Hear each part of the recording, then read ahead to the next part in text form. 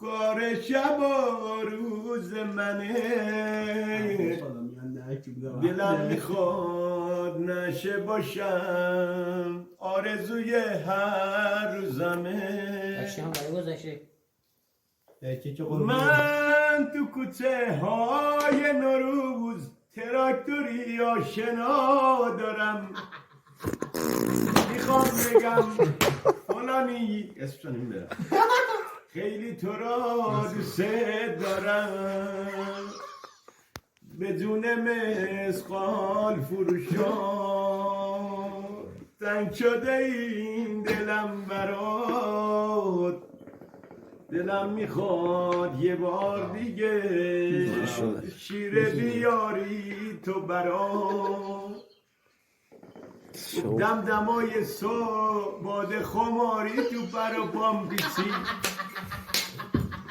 و شدم افتار و خیزان رفتم در خونه فلانی، همچی که پشت در اومدم گفتم فلانی یه بس شیره بده بندازیم مال حالمون ساسه. جوون میدونی شیره یعنی چی؟ گفت بذار برات شعور بدم، شیره یعنی یک پیاله سوخته، شیره یعنی سوخته را آبی بریز تا بدوشد یا کند قلقلی، شیره یعنی نشگی از حد به در، شیره یعنی نشگی تا کمر.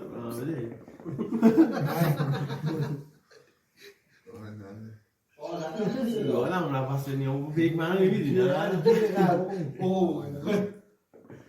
حلقه رو که زدم بالا دیدم چشام روشن شد، پاهم به تبون افتاد، گفتم فلانی من ساختی خدا بسازد